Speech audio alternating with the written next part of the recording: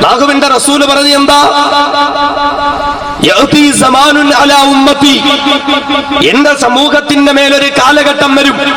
ആ കാലഘട്ടം എത്തിക്കഴിഞ്ഞാൽ അസ്വാബിറു അലാ ദീനിഹി കൽ ഖാബിലി അലൽ ജമർ, അന്ന് ഇസ്ലാമിനെ ക്ഷമയോടുകൂടി മുറുകെ പിടിക്കുന്ന ഒരു മനുഷ്യനുണ്ടായാൽ അവന്റെ അവസ്ഥ കൈവെള്ളയിൽ തീക്കനൽ ചുരുട്ടിപ്പിടിച്ചവനെ പോലെയായിരിക്കും. ഒരു മനുഷ്യൻ അവന്റെ കൈവെള്ളയിൽ തീക്കനല് അതിങ്ങനെ വെച്ചിട്ട് ചുരുട്ടിയും കൂടെ പിടിക്കാന്ന് പറഞ്ഞാൽ പറ്റൂല. ഒരു തീക്കനല് കയ്യിൽ വെച്ചാൽ തന്നെ കൈ കുടഞ്ഞിട്ട് നമ്മൾ കളഞ്ഞിട്ട് പോകും. പക്ഷെ റസൂലുള്ളാഹി പറഞ്ഞെന്താ? തീക്കനല് കയ്യിൽ വെച്ചിട്ട് അതിങ്ങനെ മുറുക്കെ പിടിക്കുക.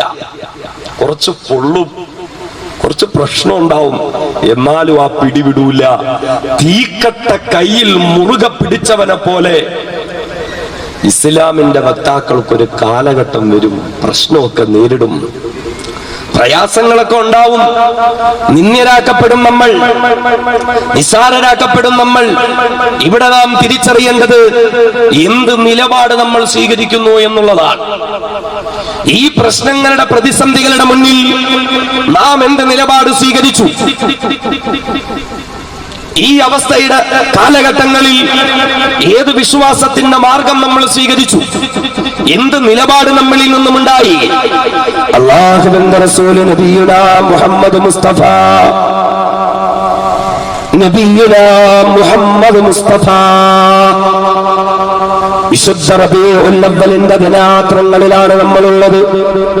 ഹബീബായ റസൂലിന്റെ മേലുള്ള അവദാനങ്ങൾ പാടിപ്പുകഴ്ത്തേണ്ടുന്ന രാവുകളിലാണ്. അവിടുത്തെ മേൽ ഒരുപാട് സ്വലാത്ത് ചൊല്ലേണ്ടുന്ന രാവുകളിലാണ്. അവിടുത്തെയോട് ഒരുപാട് അടുക്കേണ്ടുന്ന രാവുകളിലാണ്.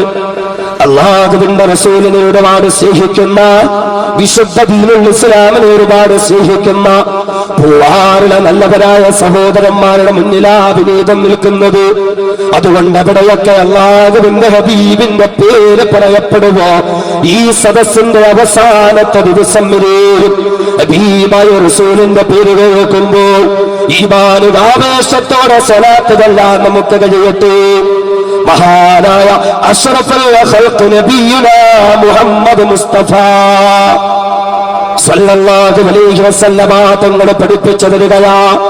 കാലഘട്ടത്തിൽ വളരെ അനുയോജ്യമായി നമ്മൾ കേൾക്കേണ്ടുന്ന ഒരു വാർത്തയാണ്. ഇസ്ലാമിക സമൂഹത്തിന് നീതി നിഷേധിക്കപ്പെടുന്ന ഒരു സന്ദർഭമാണെങ്കിൽ ഇസ്ലാം സ്വീകരിച്ചവരെ എല്ലാം അടിച്ചമർത്താൻ ശ്രമിക്കുന്ന ഒരു കാലഘട്ടമാണെങ്കിൽ, മുസ്ലിം മക്കളെ പൊതുനിരത്തിലിട്ട് പേപ്പട്ടിയെ പോലെ തല്ലിക്കൊല്ലുന്ന കാലഘട്ടമാണെങ്കിൽ, ഇസ്ലാമിന്റെ മക്കളുടെ അവകാശങ്ങൾ നിഷേധിക്കപ്പെടുന്ന കാലഘട്ടമാണെങ്കിൽ, അല്ലാഹുവിന്റെ പ്രിയപ്പെട്ട റസൂൽ പഠിപ്പിച്ചു തന്നില്ലേ? إذا تبايعتم بالعينا وأخذتم أذناب البقر ورضيتم بالزرع وتركتم الجهاد سلط الله عليكم ذلا. നബിയുനാ റസൂലുള്ളാഹി സ്വല്ലല്ലാഹു അലൈഹി വസല്ലമ തങ്ങളെ പഠിപ്പിച്ചു തരികയാ. അത് ഈ സമുദായത്തിന്റെ അവസ്ഥകളെ പറ്റി, ഈ സമുദായം നേരിടുന്ന പ്രശ്നങ്ങളെ പറ്റി അല്ലാഹുവിന്റെ റസൂൽ പരിചയപ്പെടുത്തുകയാ. ഇദാ തബായഅതും ബിൽഈന, ഏത് കച്ചവടം ചെയ്തിട്ടായാലും പണമുണ്ടാക്കിയാലും മതിയെന്ന് അതേ നിങ്ങൾ കരുതി പോകുന്ന ഒരു കാലഘട്ടം വന്നാൽ, കള്ള് കച്ചവടം ചെയ്തിട്ടായാലും, കഞ്ചാവ് കച്ചവടം ചെയ്തിട്ടായാലും, മയക്കുമരുന്നിന്റെ ഏജന്റായിട്ടായാലും, ഏത് വട്ടിപ്പലിശയ്ക്ക് പണം കൊടുത്തിട്ടായാലും, ഏത് കള്ളത്തരങ്ങൾ ചെയ്തിട്ടായാലും, കൊള്ള നടത്തിയിട്ടായാലും, വഞ്ചന നടത്തിയിട്ടായാലും, കൈക്കൂലി വാങ്ങിയിട്ടായാലും, അഴിമതി വാങ്ങിയിട്ടായാലും, എങ്ങനെയും എനിക്ക് പണമുണ്ടാക്കിയാൽ മതി എന്ന് കരുതുന്ന മോശമായ രീതിയിലൂടെ കച്ചവടം നടത്തി സാമ്പത്തിക വിശുദ്ധ നഷ്ടപ്പെടുന്ന കാലഘട്ടം നിങ്ങൾക്ക് വന്നുപോയാൽ, അങ്ങനെ മോശമായ കച്ചവടത്തിന്റെ, വിശുദ്ധ നഷ്ടപ്പെട്ട കച്ചവടത്തിന്റെ അവസ്ഥകളിലേക്ക് നിങ്ങൾ കടന്നു പോകുന്ന സന്ദർഭം വന്നാൽ, രണ്ടാമത് റസൂലുള്ളാഹി പറഞ്ഞു, പശുവിന്റെ വാളുകളും പിടിച്ചുകൊണ്ട് നിങ്ങൾ നടക്കുന്ന കാലം വന്നാൽ, അഥവാ വ്യവസായത്തിന്റെ കാര്യം മാത്രം ഉന്നേഷിച്ച് എന്റെ കച്ചവടം, എനിക്ക് പണമുണ്ടാക്കണം, എനിക്ക് സുഖമുണ്ടാകണം, എനിക്കെങ്ങനെയും സുഖലോലപതയുടെ പരദീസയിലോ വിരാജിക്കാൻ കഴിയണമെന്ന് സ്വന്തം കാര്യങ്ങളിലേക്ക് മാത്രം മടങ്ങുന്ന സ്വാർത്ഥതയുടെ ഒരു ചികിത്സകളിലേക്ക് നിങ്ങൾ കടന്നു ചെല്ലുന്ന ഒരു കാലഘട്ടം വന്നാൽ മൂന്നാമത് റസൂലുള്ളാഹി തങ്ങൾ പറയുകയാ എന്ന് മാത്രമല്ല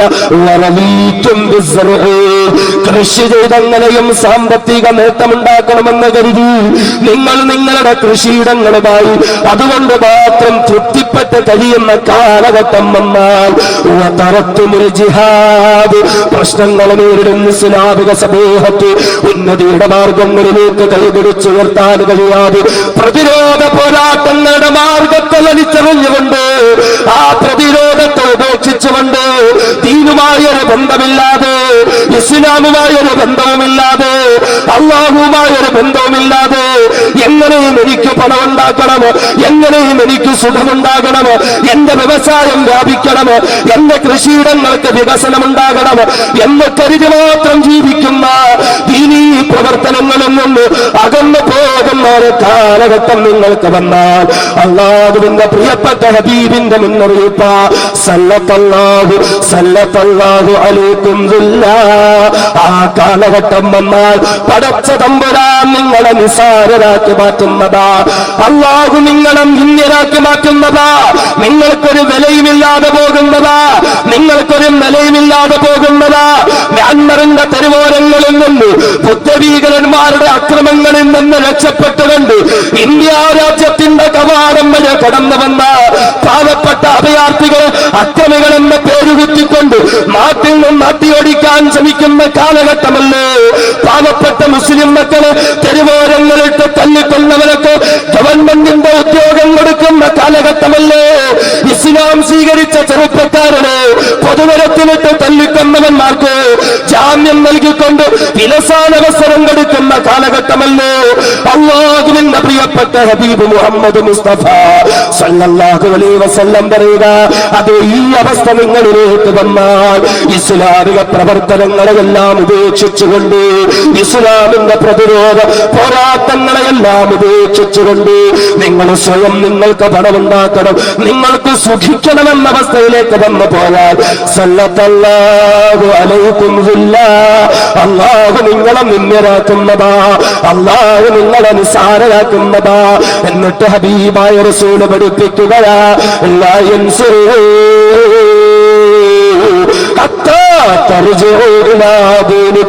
ഈ പ്രതിസന്ധിയുടെ കാലഘട്ടത്തില്, ഈ പ്രശ്നങ്ങളുടെ കാലഘട്ടത്തില്, നിങ്ങൾ നിസ്സന്യരാക്കപ്പെടുന്ന നിസാരരാക്കപ്പെടുന്ന കാലഘട്ടത്തിൽ നിങ്ങൾ ഇസ്ലാമിനെ മുറുകെ പിടിക്കാനുള്ള നിലപാട് സ്വീകരിച്ചിട്ടല്ലാതെ പടച്ചവൻ നിങ്ങളെ രക്ഷപ്പെടുത്തുന്നതല്ല.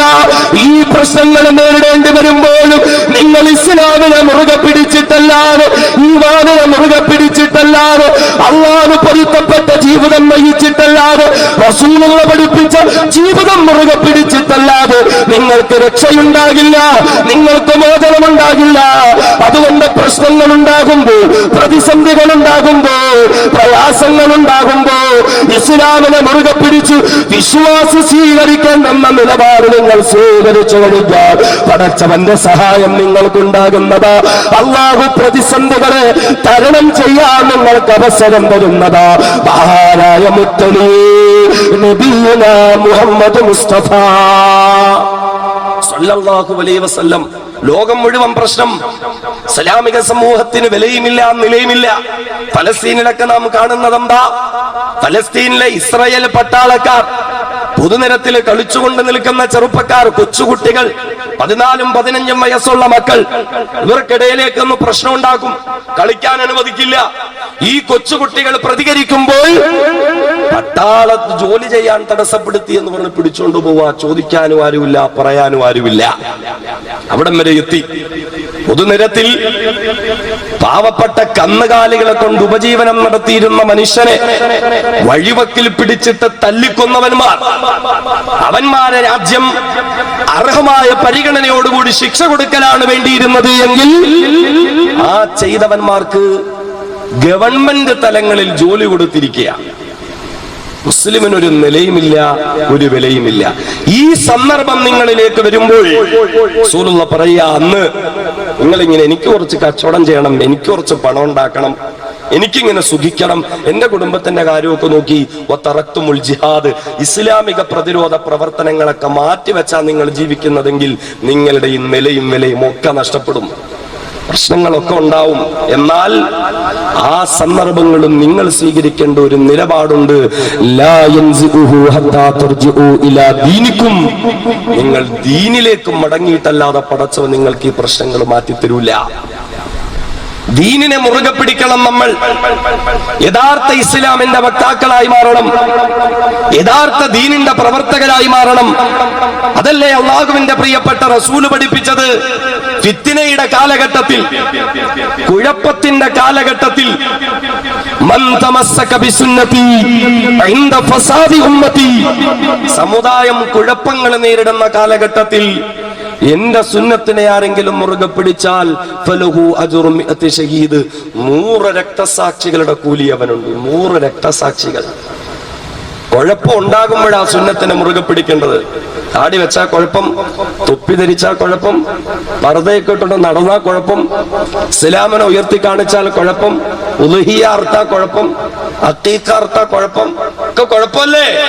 ഈ കുഴപ്പത്തിന്റെ കാലഘട്ടത്തിൽ സുന്നത്തിനെ അങ്ങ് വിടലല്ല, സുന്നത്തിനെ അങ്ങ് മുറുകെ പിടിക്കുവോ എങ്കിൽ 100 രക്തസാക്ഷികളുടെ പ്രതിഫലവും പരിവേഷവും നിങ്ങൾക്ക് നൽകപ്പെടുമെന്ന് മുഹമ്മദ് മുസ്തഫ സല്ലല്ലാഹു അലൈഹി വസല്ലമ തങ്ങൾ പറഞ്ഞു. പ്രശ്നങ്ങൾ നേരിടുമ്പോൾ നാം സ്വീകരിക്കേണ്ട നിലപാട്, പ്രതിസന്ധികളിൽ അള്ളാഹുവുമായി കൂടുതൽ അടുക്കാനാണ് നമുക്ക് കഴിയേണ്ടത്. അള്ളാഹുമായി കൂടുതൽ അടുക്കാനാണ് നമുക്ക് കഴിയേണ്ടത്, അല്ലാതെ ഒഴിഞ്ഞു മാറലല്ല, ആരെങ്കിലും ഭയപ്പെട്ടുകൊണ്ട് മാളത്തിൽ ഒളിക്കലല്ല. പ്രയാസങ്ങൾ, പ്രശ്നങ്ങൾ നേരിടുമ്പോ അള്ളാഹുമായി അടുക്കാൻ കഴിയട്ടെ, ഇസ്ലാമുമായി അടുക്കാൻ കഴിയട്ടെ, പടച്ചവന് പൊരുത്തപ്പെട്ട മാർഗങ്ങൾ അവലംബിക്കാൻ നമുക്ക് കഴിയട്ടെ, നമുക്ക് സാധ്യമാകണം, നമുക്കതിന് കഴിയണം. എന്റെ സഹോദരിമാരോട് പ്രത്യേകിച്ച്, ഇസ്ലാമിക സമൂഹം ഒരുപാട് പ്രശ്നങ്ങൾ നേരിടുന്നു. ഇതൊന്നും ഈ പെണ്ണുങ്ങൾക്ക് അറിയേണ്ട കാര്യം നമ്മളൊന്നും അറിയിച്ചു കൊടുക്കുകയില്ല. അവർക്കിങ്ങനെ ചന്ദനമഴ എന്തായി, പിന്നെ പരസ്പരം എന്തായി, സീരിയലൊക്കെ എന്തായി, നിലവിളക്ക് എന്തായി, പട്ടുസാരി എന്തായി, ചെമ്പരത്തിപ്പൂ എന്തായി, അതൊക്കെ ഇങ്ങനെ അറിഞ്ഞാൽ മതി. ഇന്ന് രാവിലെ മനോരമ വരുമ്പോ മറ്റേ കാർഡ് ചുരണ്ടിയിട്ട് ഇന്നൊരു പട്ടുസാരി, ഒരു ബ്ലൗസിന്റെ കഷണമെങ്കിലും കിട്ടിയോ, അതൊക്കെ അതിലപ്പുറം വല്ലതും അറിയണോ? വീട്ടിൽ ഇന്ന് എന്ത് മീൻ മേടിക്കണം, എന്ത് കറി വെക്കണം, എന്ത് ചോറ് വെക്കണം എന്നതിനപ്പുറം സമൂഹം അനുഭവിക്കുന്ന ഒരു പ്രശ്നം നമ്മുടെ പെണ്ണിന്റെ സഹോദരിമാർക്ക് ഇതൊക്കെ അറിയണം എന്ന് മാത്രമല്ല സഹോദരിമാരെ, നിങ്ങൾ അറിയുവിൻ, നിങ്ങളുടെ കണ്ണുനീരിന് പടച്ചവന് മുമ്പിൽ നല്ല വിലയാ. പെണ്ണുങ്ങളുടെ കണ്ണുനീരിന്, ഉമ്മത്തിന് വേണ്ടി ഒരു പെണ്ണ് കരഞ്ഞാൽ, എന്റെ ഭർത്താവ് ദീനീ പ്രവർത്തനത്തിന് ഇറങ്ങി പുറപ്പെടുകയാ, എന്റെ മകൻ പോവുകയാ, എന്റെ സഹോദരൻ പോവുകയാ, എന്റെ പിതാവ് പോവുകയാ, ദീനീ പ്രവർത്തനത്തിന് വേണ്ടി പോകുന്ന എന്റെ സഹോദരന് വേണ്ടി, മകന് വേണ്ടി, പിതാവിന് വേണ്ടി, ഭർത്താവിന് വേണ്ടി വീടിന്റെ അകത്തളങ്ങളിൽ കണ്ണീരൊഴുക്കാൻ ഒരു പെണ്ണുണ്ടെങ്കിൽ ആ കണ്ണുനീരൻ അല്ലാഹുവിന്റെ മുമ്പിൽ വലിയ വിലയാണ്, വലിയ മഹത്വമാണ്. ബദറിന്റെ രണാങ്കണത്തിലേക്ക് പുറപ്പെട്ട സഹാബാക്കൾക്ക് പിന്നിൽ നിന്ന് ആവേശം പകർന്നു കൊടുത്ത പെണ്ണിന്റെ ചരിത്രം അറിയണം. വിവാഹം കഴിഞ്ഞ് രാത്രി മണിയറയിൽ മണവാട്ടിയം മാറോട് ചേർത്തുകൊണ്ട് മലർന്നു കിടക്കുമ്പോൾ, ഇസ്ലാമിക പോരാട്ടത്തിന് ആഹ്വാനം മുഴക്കുമ്പോൾ, മാറിൽ കിടക്കുന്ന മണവാട്ടിയം മാറ്റിയിട്ട് അള്ളാഹുവിന് വേണ്ടി ജീവാർപ്പണം നൽകാൻ ഇറങ്ങി പുറപ്പെടുന്ന കല്യാണ പയ്യൻ വീട്ടിൽ നിന്നിറങ്ങുമ്പോൾ ആ മണവാളന്റെ കയ്യിൽ ഉടവാളെടുത്തു കൊടുത്ത ഒരു മണവാട്ടിയെ നമ്മൾ ചർച്ച ചെയ്യാതെ പോയതെന്തേ? എന്തുകൊണ്ട് ചർച്ച ചെയ്യാതെ പോയി? ബദറിൽ നിങ്ങളുടെ മകൻ ഷഹീദാക്കപ്പെട്ടെന്ന് പറയുമ്പോൾ, ഇതിനു വേണ്ടിയാണ് ഞാൻ അവനെ മുലപ്പാല് കൊടുത്ത് വളർത്തിയതെന്ന് പറഞ്ഞ ഉമ്മമാരുടെ ചരിത്രം എന്തുകൊണ്ട് ചർച്ച ചെയ്യപ്പെടാതെ പോയി? ശത്രുക്കളുടെ മുന്നിൽ പിടിച്ചു നിൽക്കാൻ കഴിയാതെ മുസ്ലിം പോരാളികളുടെ കുതിരകൾ പേടിച്ചരണ്ടുകൊണ്ട് നാട്ടുകളിലേക്ക് മടങ്ങിയെത്തുമ്പോൾ, രാജ്യത്തിന്റെ അതിർത്തികളിൽ വടികളുമായി നിന്ന് ആ കുതിരകളെ വീണ്ടും അടിച്ചു പായിച്ച് രണാങ്കണത്തിലേക്ക് പറഞ്ഞുവിട്ട് ഇസ്ലാമിന് വിജയക്കൊടി പാറിക്കാൻ അവസരം കൊടുത്ത ഉമ്മപെങ്ങന്മാരുടെ ചരിത്രങ്ങൾ എന്തുകൊണ്ട് നമ്മുടെ ഈ പെണ്ണുങ്ങൾക്ക് അറിയാതെ പോയി? എന്റെ സഹോദരിമാരോട് എനിക്ക് പറയാനുള്ളത്, നിങ്ങളുടെ ദുആയ്ക്ക് വല്ലാത്ത മഹത്വമാണ്. പെണ്ണുങ്ങളുടെ കണ്ണുനീർ അള്ളാഹുവിന്റെ മുമ്പിൽ സ്ഥാനമുള്ള കണ്ണുനീരാണ്. ഖുർആൻ വളരെ മഹത്വത്തോട് പറഞ്ഞിട്ടുണ്ട്, പെണ്ണിന്റെ കണ്ണുനീർ. ഉമ്മത്തിന് വേണ്ടി ഒരു പെണ്ണ് കരഞ്ഞാൽ, പ്രശ്നങ്ങൾ നേരിടുന്ന, പ്രയാസങ്ങൾ നേരിടുന്ന ഈ ഉമ്മത്ത് നിരപരാധികൾ നൂറുകണക്കിന് ജയിലിലാണ്. ഇസ്ലാം സ്വീകരിച്ചവരൊക്കെ കഷ്ടപ്പാടുകൾ അനുഭവിക്കുക. ഒന്നും നമ്മുടെ പെണ്ണുങ്ങളോട് നമ്മൾ പറയില്ല, ഒന്നും ദുആ ചെയ്യാൻ പോലും നമ്മൾ പറയൂല. നമുക്കൊക്കെ അങ്ങനെ ഒരു ബാധ്യതയുണ്ട്. പ്രശ്നങ്ങൾ പ്രയാസങ്ങൾ നേരിടുമ്പോൾ നമ്മളൊന്ന് ചിന്തിക്കണം. ഫലസ്തീനിൽ പ്രശ്നം ഉണ്ടാവുമ്പോ, മ്യാൻമറിൽ പ്രശ്നം ഉണ്ടാവുമ്പോ, ഇറാഖിൽ പ്രശ്നം ഉണ്ടാവുമ്പോ നമ്മുടെയൊക്കെ പള്ളിയുടെ മിഹ്റാബിൽ ഇങ്ങനെ ഉസ്താദന്മാരോട് നമ്മൾ പറയും, നാസിലത്തിന്റെ കുനൂത്ത് ഓതണം. ഉസ്താദന്മാരിങ്ങനെ കുനൂത്തൊക്കെ ഓതും. എന്നാൽ ഇന്ത്യയിൽ പ്രശ്നം ഉണ്ടാകുമ്പോൾ, കേരളത്തിൽ പ്രശ്നം ഉണ്ടാവുമ്പോ എന്തുകൊണ്ടാ കുനൂത്ത് ഓതാനുള്ള ഒരു മനസ്സുണ്ടാവുന്നില്ല? എന്തുകൊണ്ടുണ്ടാവുന്നില്ല? കാരണം മറ്റതൊക്കെ എവിടെയോ നടക്കുന്നതാ. നമ്മളിവിടെ ദുആ ചെയ്താലും അത് ചെയ്യുന്നവരൊന്നും അറിയാൻ പോകുന്നില്ല. പക്ഷെ ഇവിടെ നമ്മൾ ചെയ്താൽ അത് കുഴപ്പമാ. അവിടെയാ നമ്മുടെ നിലപാട് തെറ്റിപ്പോയത്. നമ്മുടെ നിലപാട് തെറ്റിപ്പോയത് അവിടെയാ. നബിയുനാ റസൂലുള്ളാഹി സ്വല്ലല്ലാഹു അലൈഹി വസല്ലമ തങ്ങൾ മദീനത്തെ പള്ളിയിൽ ഇശാ നിസ്കാരത്തിന് നേതൃത്വം കൊടുക്കുക. ചരിത്രം നമ്മൾ പഠിക്കണം. സ്വഹീഹായ ഹദീസാണ്. ആലിമീങ്ങളുണ്ട് ഇവിടെ. നിങ്ങൾക്ക് സംശയമുണ്ടെങ്കിൽ ചോദിക്കാം. ഹബീബായ റസൂല് മദീനത്തെ പള്ളിയിൽ, പൂവാർ പള്ളിയിലല്ല, വിഴിഞ്ഞം പള്ളിയിലല്ല, പാളയം പള്ളിയിലല്ല, പിന്നെയോ ലോകത്തിന്റെ ഇസ്ലാമിന്റെ സ്ഥിരാകേന്ദ്രമായ മദീന മുനവ്വറയിലെ മസ്ജിദുൻ നബവിയിൽ അല്ലാഹുവിന്റെ റസൂൽ നിസ്കാരത്തിന് ഇമാമത്ത് നിൽക്കുക. നൂറുകണക്കിന് സഹാബാക്കൾ പിന്നിലുണ്ട്. പെട്ടെന്ന് അല്ലാഹുവിന്റെ റസൂൽ നിസ്കാരത്തിന്റെ ഇടയിൽ രണ്ട് കൈകളും ഇങ്ങനെ ആകാശത്തേക്ക് ഉയർത്തി.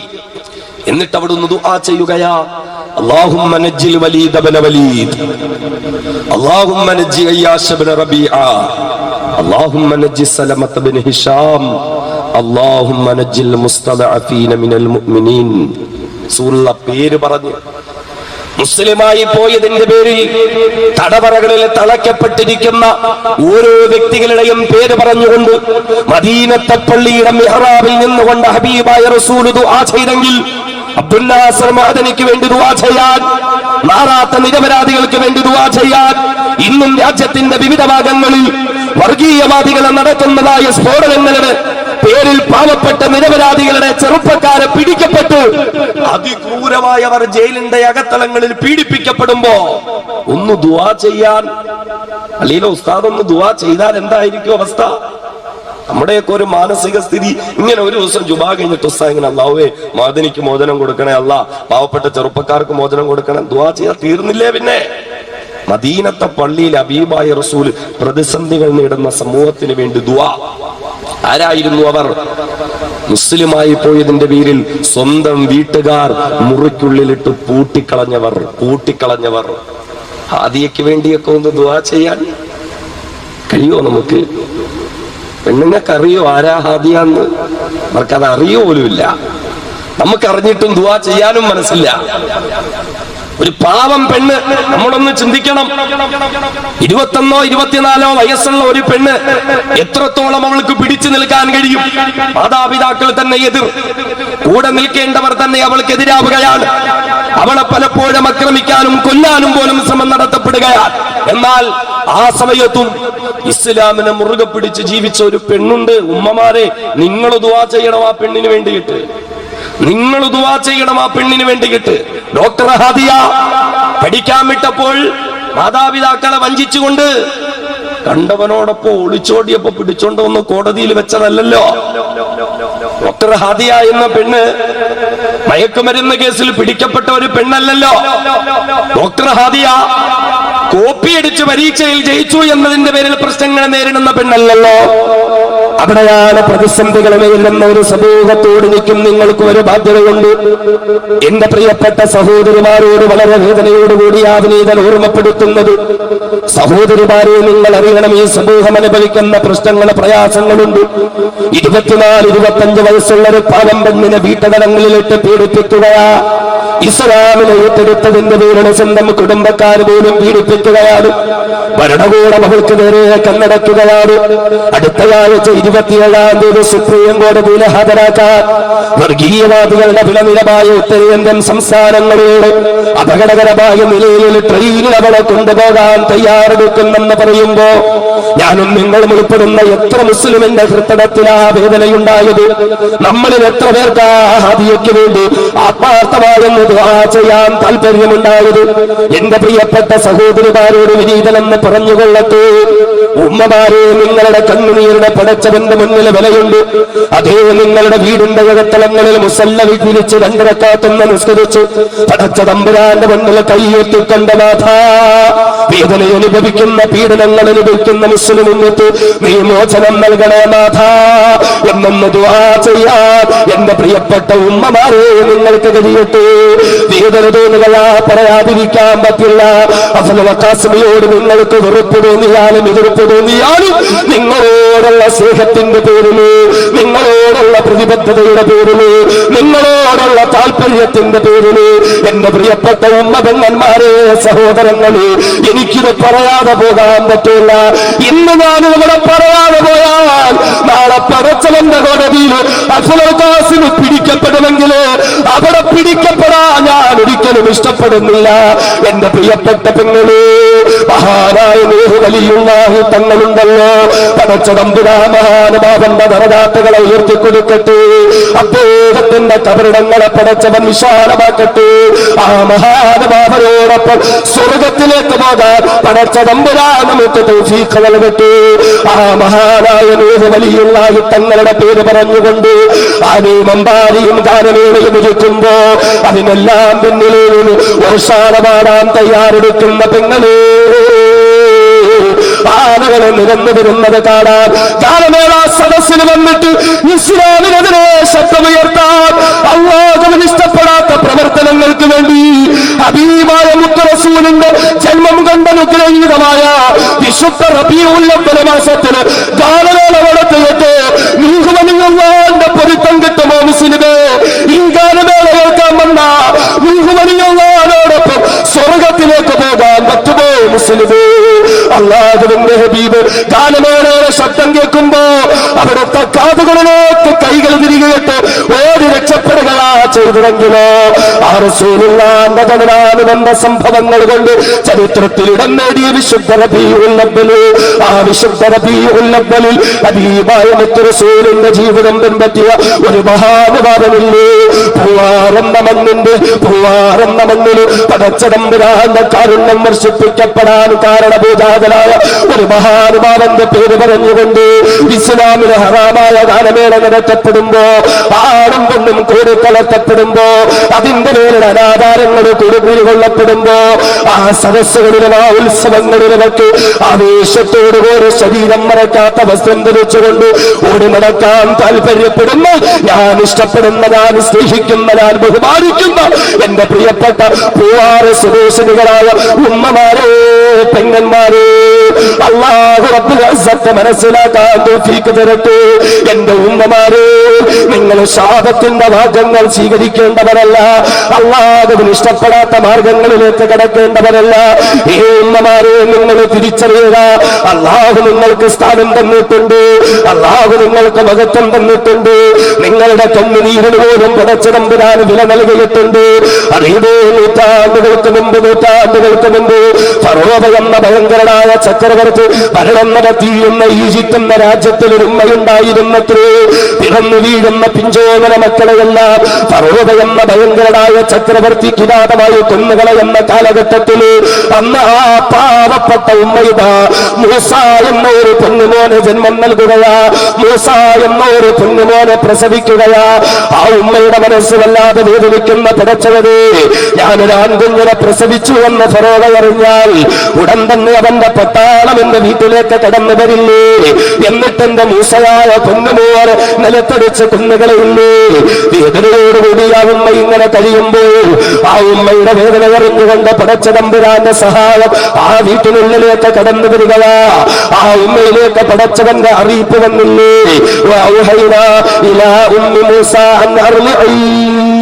فإذا خفت عليه فألقيه في يمي ولا تخافي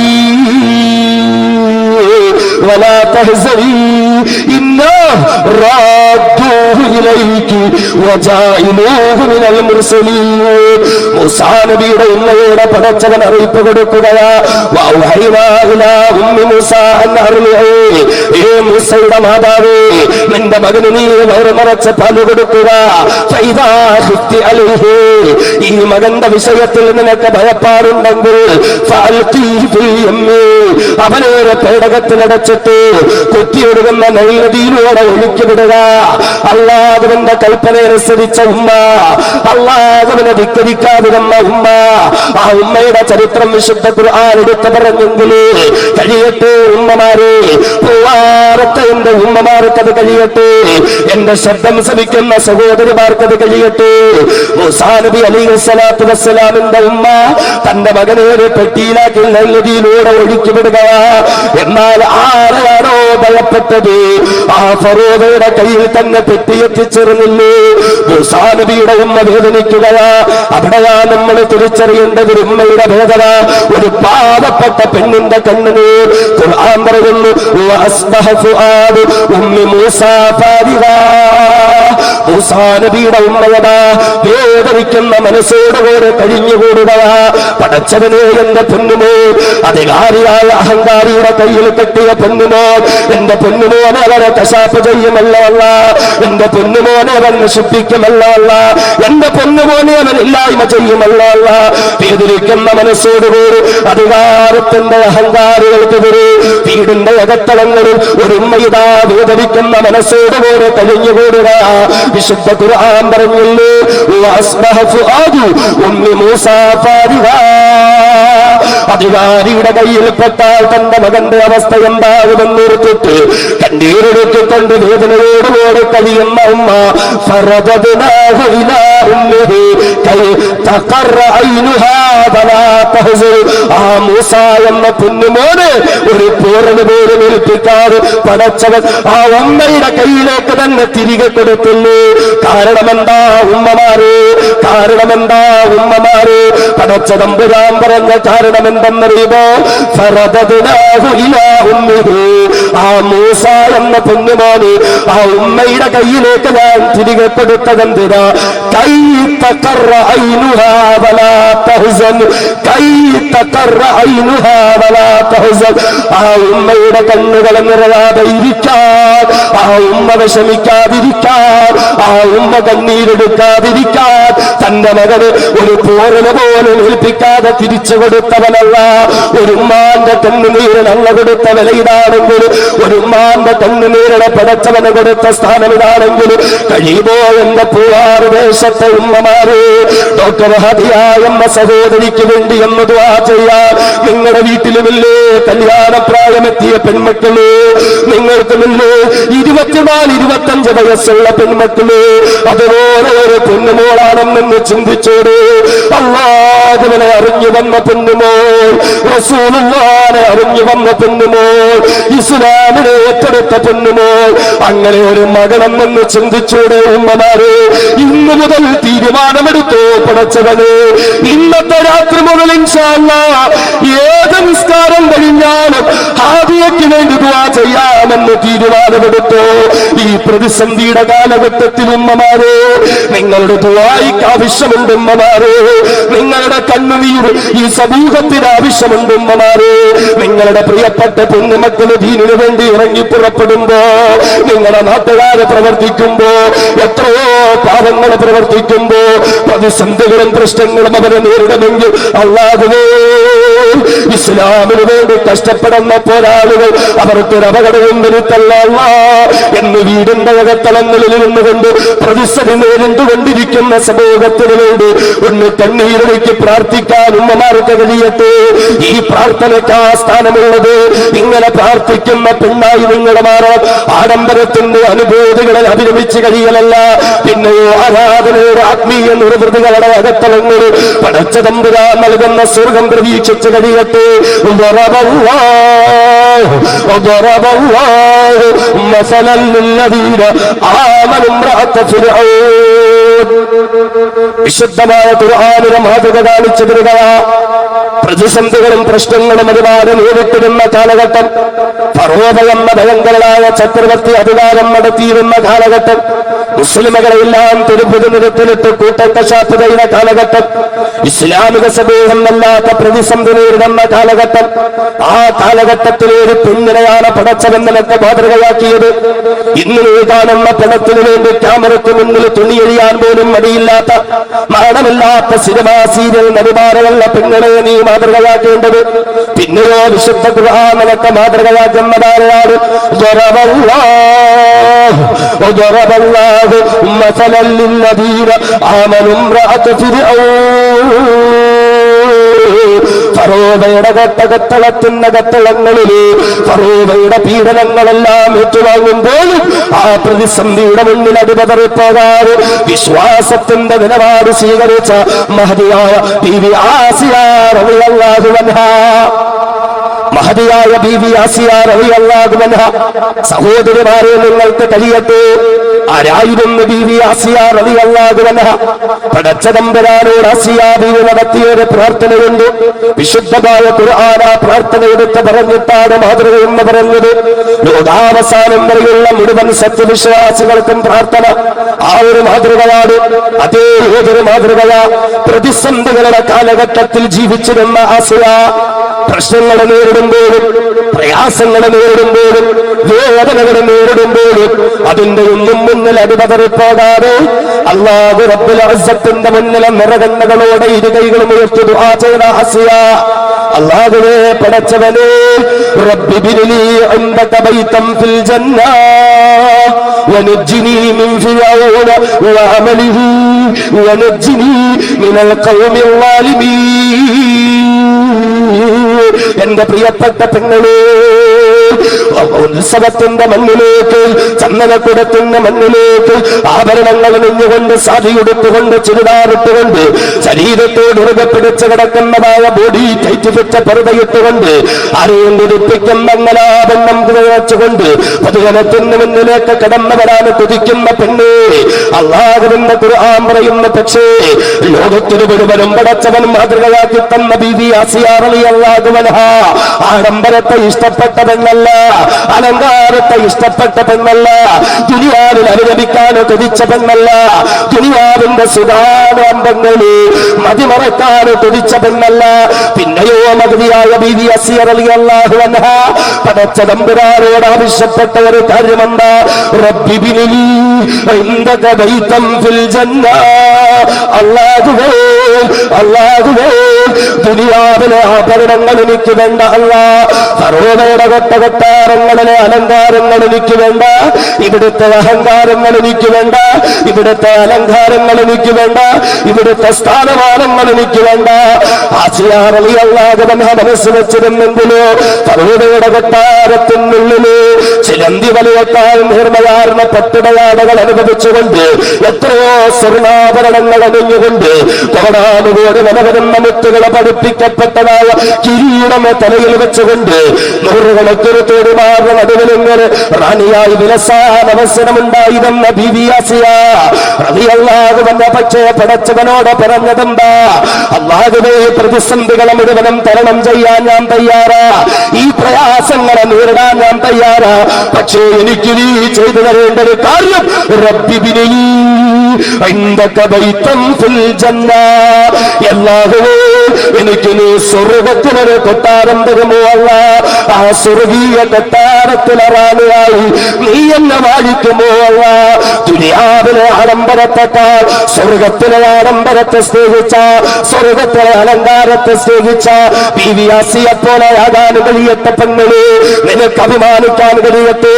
എന്റെ പ്രിയപ്പെട്ട ഭർത്താവിന് അടുക്കളപ്പണി ചെയ്യുന്നതാൽ, എന്റെ പ്രിയപ്പെട്ട ഭർത്താവിന് സുഗമത്ത് ചെയ്യുന്നതാൽ, കൃത്യസമയത്ത് നിസ്കരിക്കുന്നതാൽ, എന്റെ വീടിന്റെ പടിവാതിൽക്കൽ നിന്ന് പുറത്തേക്ക് ഇറങ്ങേണ്ടി വന്നാൽ ഒരന്തസ്സുള്ള മുസ്ലിം പെണ്ണായി ശരീരം മുഴുവൻ പറയുന്ന പർദ്ദ ധരിച്ചുകൊണ്ട്, ആഡംബരത്തിന് സ്ഥാനം കൊടുക്കാതെ, അലങ്കാരങ്ങൾക്ക് സ്ഥാനം കൊടുക്കാതെ, അഹങ്കാരങ്ങൾക്ക് സ്ഥാനം കൊടുക്കാതെ, ഒരു അന്തസ്സുള്ള മുസ്ലിം പെണ്ണിനെ പോലെ ശരീരം മുഴുവനും മറയുന്ന പർദ്ദ ധരിച്ചുകൊണ്ട് ഒരു ഉത്സവത്തിനും എന്റെ വേളക്കൊടുപ്പില്ല, ഒരു ആരാചാരത്തിനും ഞാൻ പിന്തുണ കൊടുക്കുന്നതല്ല. കഴിയുമോ പ്രിയപ്പെട്ട പെങ്ങളെ? അങ്ങനെ ചിന്തിച്ചു മഹദിയായ ബീവി ആസിയ റളിയല്ലാഹു അൻഹ എന്നിട്ട് അവിടെ ഇരുന്നുകൊണ്ട് ബീവി ആസിയ ദുആ ചെയ്തില്ലേ, വനജ്ജിനി മിൻ ഫിർഔൻ വഅമലിഹി വനജ്ജിനി മിനൽ ഖൗമിൽ ളാലിബീൻ. അല്ലാഹുവേ, പ്രതിസന്ധിയുടെ പാതയിലൂടെയാണ് പരിശുദ്ധ ഇസ്ലാമെങ്കിൽ ഈ ഇസ്ലാമിനെ കശാപ്പ് ചെയ്യുന്ന ഫറോവ എന്ന ഭരണാധികാരി ഇവന് നീ കൈകാര്യം ചെയ്യണേ അല്ലാ. ഈ ഫറോവ എന്ന അധികാരിയിൽ നിന്ന് എന്നെ രക്ഷപ്പെടുത്തണേ അല്ലാ. വനജ്ജിനി മിൻ ഫിർഔന വഅമലിഹി വനജ്ജിനി മിനൽ ഖൗമിൽ ളാലിബീൻ. അക്രമകാരികളായ ഭരണകൂട ഭീകരവാദികളുടെ കൈകളിൽ നിന്ന് എന്നെയും എന്റെ സമുദായത്തെയും രക്ഷപ്പെടുത്തണമെന്ന് വീടിന്റെ അകത്തളങ്ങളിൽ നിന്നുകൊണ്ട് ബീവി ആസിയ റളിയല്ലാഹു അൻഹ ദുആ ചെയ്തെങ്കിൽ അല്ലാഹുവേ, ഇന്ത്യ രാജ്യത്തെ പ്രതിസന്ധികൾ നേരിടുന്ന മുസ്ലിം സമുദായം, അധികാരികൾ കൈകാര്യം ചെയ്യുന്ന മുസ്ലിം സമുദായം, ഭരണകൂട ഭീകരവാദികൾ കൈകാര്യം ചെയ്യുന്ന മുസ്ലിം സമുദായം, അല്ലാഹുവേ വനജ്ജിനി മിൻ ഫിർഔൻ വഅമലിഹി വനജ്ജിനി മിനൽ ഖൗമിൽ ളാലിബീൻ. ഈ അക്രമകാരികളിൽ നിന്ന് ഈ സമൂഹത്തെ രക്ഷിക്കണേ നാഥ എന്ന് പറഞ്ഞെന്ന് കണ്ണീരൊഴുക്കി പ്രതിസന്ധികൾ നേരിടുന്ന സമൂഹത്തിൽ ഒരു കണ്ണീര് കൊണ്ട് സഹായം മേടിച്ചു കൊടുക്കാൻ എന്റെ പ്രിയപ്പെട്ട ഉമ്മമാരെ നിങ്ങൾക്ക് കഴിയട്ടെ. ഉമ്മമാരുടെ പ്രാർത്ഥന ശുദ്ധ ഖുർആൻ കാണിക്കുക.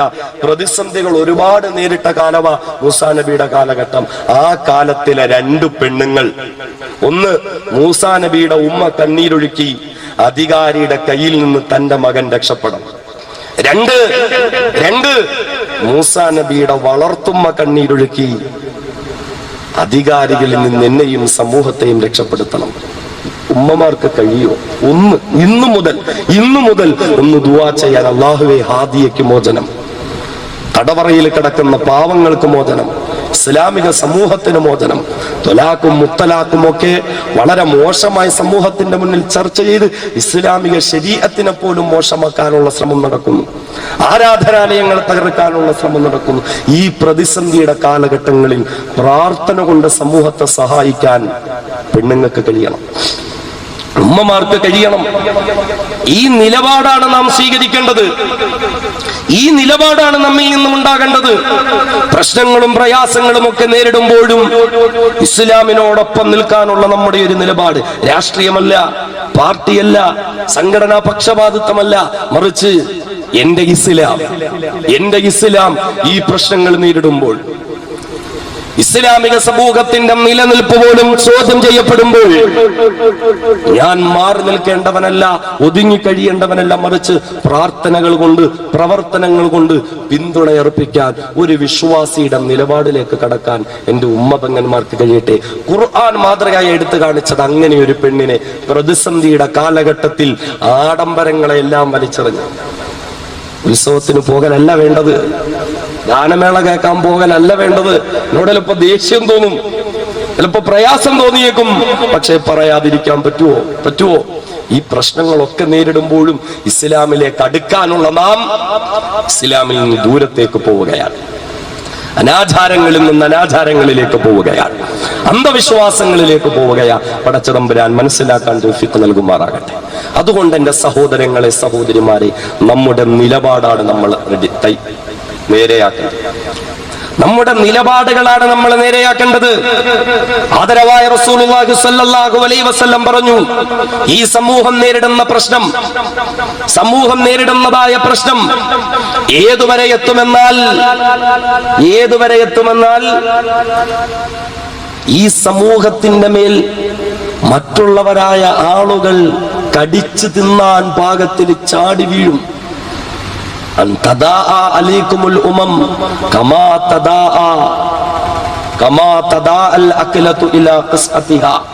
ദിവസങ്ങളോളം പട്ടിണി കിടന്ന് ഒരു നേരത്തെ ഭക്ഷണം പോലും കഴിക്കാതെ ദിവസങ്ങളോളം പട്ടിണി കിടന്നവരുടെ മുന്നിലേക്ക് ഒരു ഭക്ഷണത്തളികയിലേക്ക് ഭക്ഷണം കൊണ്ടുവച്ചാൽ എത്രത്തോളം ആർത്തിയോടുകൂടി ആ ഭക്ഷണത്തളികകളിലേക്ക് അവർ ചാടി വീഴുമോ അതിനേക്കാൾ ആർത്തിയോടുകൂടി എന്റെ സമുദായത്തിന്റെ മേൽ അക്രമികൾ ചാടി വീഴുന്ന ഈ സമൂഹത്തെ പിച്ചി ചീന്തുന്ന ഒരു കാലഘട്ടം വരുമെന്ന് നബിയുനാ മുഹമ്മദ് മുസ്തഫ യുഷിക്കുൽ ഉമമു അൻ തദാഅ അലൈക്കും കമാ തദാഅൽ അഖലതു ഇലാ ഖസ്അതിഹാ